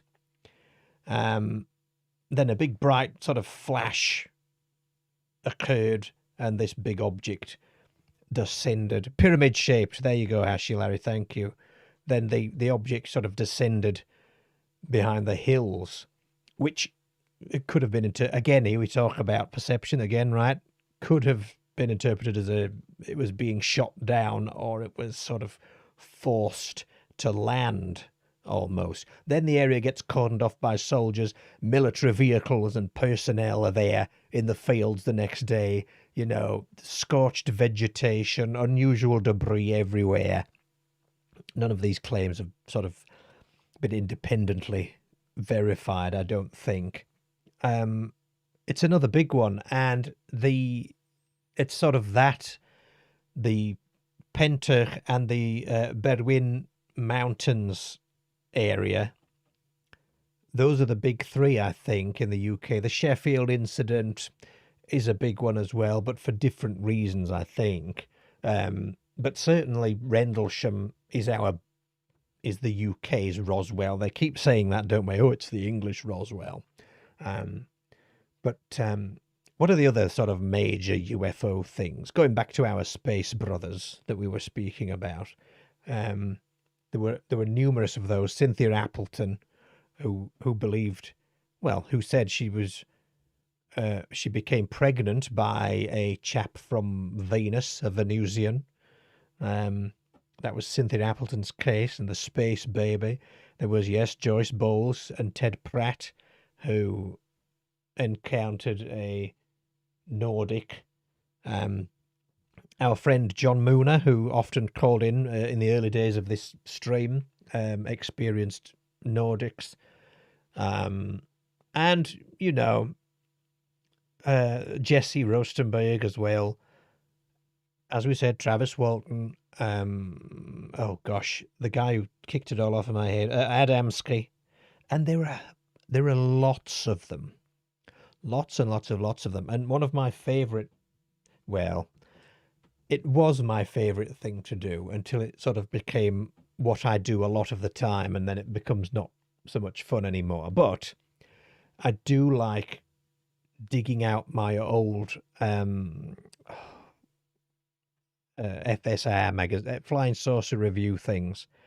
And so I've got a batch of sort of really obscure old publications. Flying Saucer Review, naturally. Bufora Journal, naturally. But there's Northern UFO News. There is, oh gosh, off the top of my head, something that was called Animals and Men, which is less UFO, obviously. I think that's a CFZ job. Oh gosh, what else have I got in that? What else have I got in there? Magonia. All sorts of stuff that are, you know, old, before pre-internet magazines, and there's so many hidden stories in there.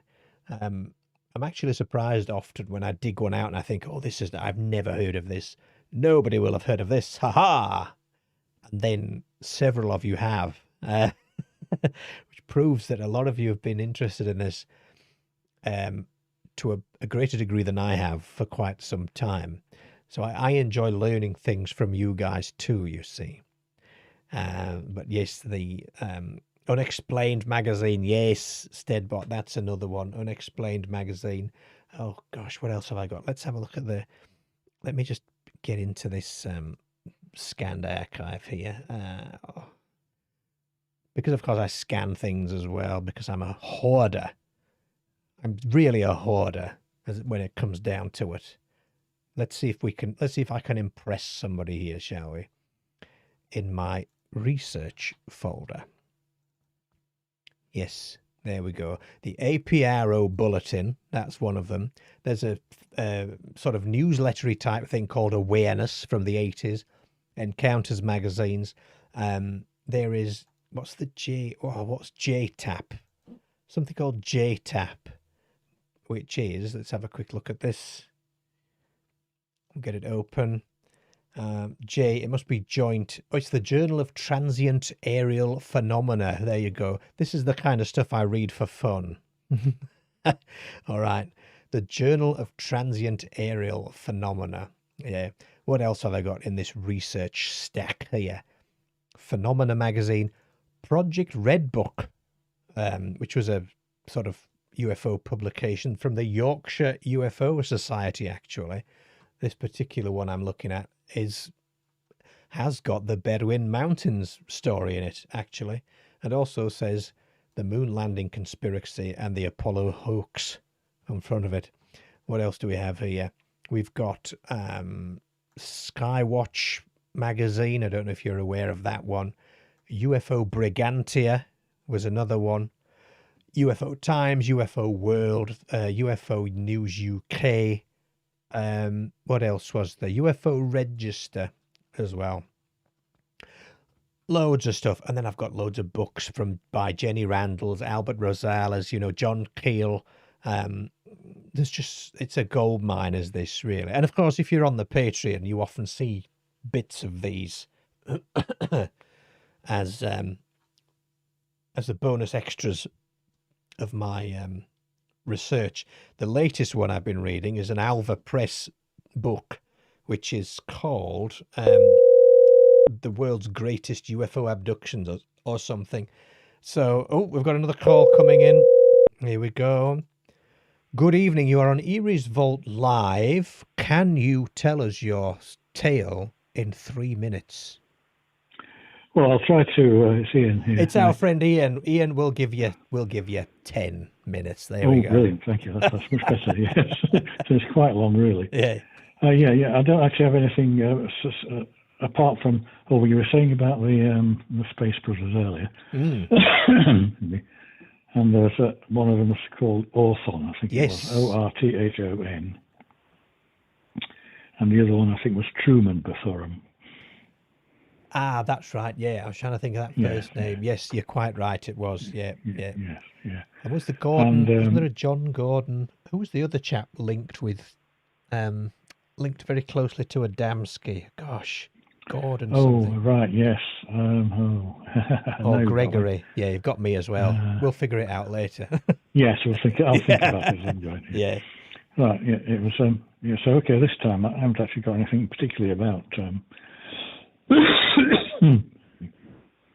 bit of a cough today, and so I was trying to think about that, but I've got some stuff about Men in Black. Oh, right, that's good. Which, yes. Well, with a question mark again. So I'm not sure whether they actually were.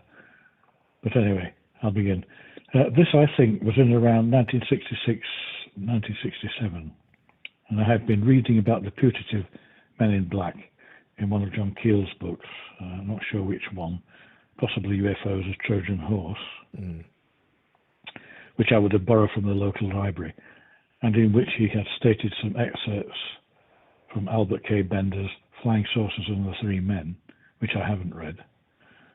Now, after I had finished reading, I went out of the house, I believe, to go and meet some friends at the local park. And as I got to the end of the steps down from our passageway to the road, I happened to look over to the other side of the road where there stood parked a brand new Vauxhall FB Victor. Not only was this the case, but it was also black. Now, I had never seen this particular vehicle before, and as I passed, I looked inside, but it was deserted. And I then carried on to the park, and on returning some hours later, it had gone, and interestingly, I never saw it again. And then, in a further incident a couple of years later, I had gone into town one Saturday afternoon, and I was looking into the pre-used shop window when I happened to glance to my left. And at the end of the road, there was a man stood there watching, and he was, yes, dressed completely in black. I started to walk towards him, and he moved quickly away, and I watched him until he disappeared into the Saturday shopping crowd. And then a third incident happened some years later, when I had moved into a shared house with some friends. And I was looking out of the window of my room, and was surprised to see yet another man, again dressed in black, who appeared to be watching my window. And as I looked out, however, he moved quickly away also. All this, of course, could have been sheer coincidence, and they were an ordinary car and people. But it all seemed odd at the time, so I thought I'd mention these incidents. So were you into something at the time that gave you cause to make the connection that they may be MIBs? Because you, my opinion is that you're an incredibly learned chap in all this arena. So I assume you were into something at the time. Very possibly, yes. So I can't remember exactly what it would have been. Certainly in that first one, that where I saw the car, and it was most definitely brand new and black, and of course John Keel had been saying about how they pop up quite frequently in the MIB. They certainly do, yeah. Yeah, areas. And certainly, and I can't remember what exactly it might have been. I mean, obviously it would be my ongoing interest, of course. I mean, yes. So I was probably reading something, or at the time, or I've had some sort of experiences somewhere or something. Mm. But no, I can't actually remember offhand. Desmond Leslie. Is that the Adamski name? Oh, well done. Yes, Goodness Desmond me. Leslie. Goodness me. So, You've dredged that up from somewhere. Yes. So go back in. Yeah, somebody hit me there. Yeah, Desmond Leslie. That was the one. That's a good one. one. I think, and it's like Scorriton, the Scorriton mystery. Yes, they've just done a video on that last week. Yeah, that was Right. Dartmoor, was it? Dartmoor somewhere? Yes, I think it is around Dartmoor. Was it Dartmoor? Yeah, I've forgotten his name now. I only released it last week. Was it Wiltshire? It might have been Wiltshire. I'm not sure. Yeah. But anyway, yes. And I remember the original book, The Scorriton Mystery, was by Eileen Buckle. That's correct. Yeah. And I had a copy of that for some time, but I don't know what happened to it. It's disappeared now. It's expensive now. Online, it's 80 and £90 nowadays. That. Really? Ridiculous. Yeah. It is, yes, yeah. But yeah, I'm not surprised, mind you, because I mean, collectors will be after it, won't they? Oh, they will, yeah. So people profiteer a bit. Of course they do, yeah. And there's the follow-up. There was a follow-up, did you know, called Sequel to Scorriton as well. Oh, right, I didn't know that. No, I didn't. Donaldson, was it? A chap called Donaldson? This shows you my memory. I literally released this video last week. But yeah, that sort of examined the suggestion that the witness had found bits of wreckage as well, which turned out to be a bomb site from an RAF American plane or something. I forget which it says. Oh, now. yes, that's right. That was the one they said was proof of Mantell, didn't they? Ah, yes. Yes, I remember that. Yes, I remember that now. Yeah. Very interesting case. Where apparently they dropped these pieces of machinery. Yeah. That's right. Yeah, gosh. But I'm not paying £80 to read the original book, so. Right. Yeah, quite a lot, really. But yes, but another thing I remember. Yeah, I forget. Jenny Randolph again. I found out that her literary agent is the publisher Schuster and Schuster. Ah, right. So maybe that might be another avenue to explore. Might well be. I really want to get this elusive lady. She's not elusive. It's just that my methods are not effective. Yeah, you I know know. what you But mean. Yeah, Schuster and Schuster. Right. That's written on the Yes. book. Yes. Thank you, Ian. That's Right. excellent. Yeah, okay, no problems. So I was thinking that maybe she only goes through that. It might be she, perhaps ignores anything from anywhere else. Possibly. I wonder what And age. only goes What through the age? agent. What age will she be now? She must be getting on a I'm not bit. sure. It must be 80s. I thought. Because if Or I was late in my 70s at least or something. if I was in my 80s, I'd probably be thinking, I can't be bothered anymore with it. Well, yes, possibly so. Yeah, but you never know. You never do. I'll give it a try. I'll Yeah. keep having a go. Yeah. Thank you. Yeah. Okay.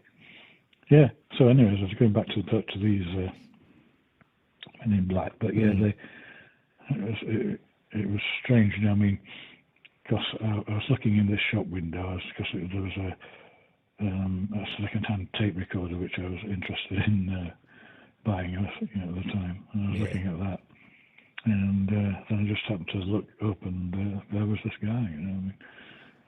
And vanished into the shoppers. Yes, exactly. Were they keeping tabs on you, Ian? Who knows? Who knows? Yes, that's right. Yeah. Maybe they transmitted through time or something to that UFO I saw earlier. Have a look at him. Yeah. Yeah, exactly. Yeah, let's see what he's up to today. Weird stuff happens around him. Yeah. And that's definitely true. And that last one, which had not been moved in long. Some friends and we'd got a house together, and we were all living in different rooms around that. And I just happened to look out of the window, and there was this guy again. I'm not sure whether it was the same one, but again, he's completely dressed in black, and to be watching. Bit creepy, spooky, isn't it? Yeah. It is, yes, definitely. Oh, it's talking creepy, spooky. What is it? Sugar Sandwich was saying. Oh yes. Yeah, about the shadow people. Yeah, because it sounds very much to me like fairy rings. When they were because they dance and they're dancing. Ah, of course, yeah. And where they do that to entice people. Yeah, it feels like an enticing move, doesn't it? Yeah. Yes, it seems very similar to that, really. So I was wondering if it had some relation with them, Maybe a bit of a glamour episode potentially. Yes, exactly. What do you make of the broom? Yes, the broom. Now that was interesting. Yeah, I thought about that one. I've never heard of people being exorcised or ghosts being exorcised by a broom. No.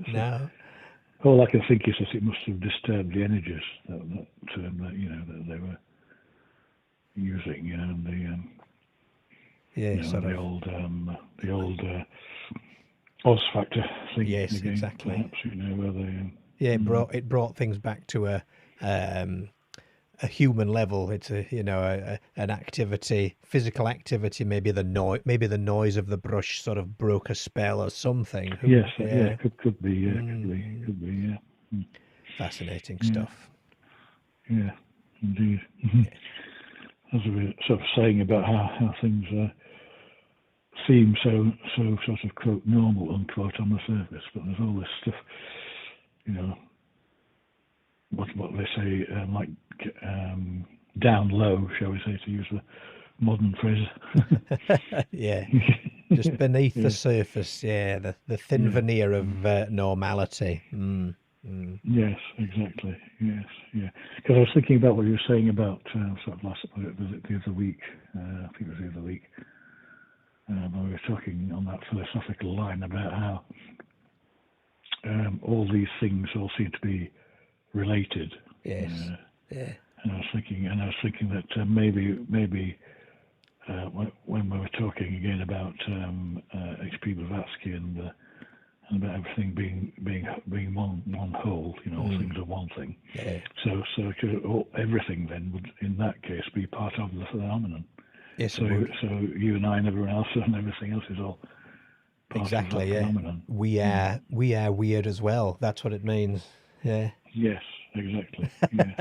Yeah. So, yeah, it's very funny. It's a thought to finish the night on, isn't it? We're all It is, as yes. strange as the things we see. Indeed, we are. Yes. Indeed, yes, absolutely. Yeah. Okay, well, I think that's sort of about Jolly good. all Well, I can think of on that now. thank you very much, Ian, again, Yes, and I'll no try problem. Yes, no problem. Schuster and Schuster And next. Schuster, yes. All right. Okay. Yes. Right, yes, okay, well, good night. And Good night. Good night to everyone on the chat down there. Thank you, indeed. And I'll speak to you again soon. Of course, yes. Cheerio. Thank you. Yes, okay. Bye-bye. Good night. And tonight, ladies and gentlemen, that does take us to the wrap of the show.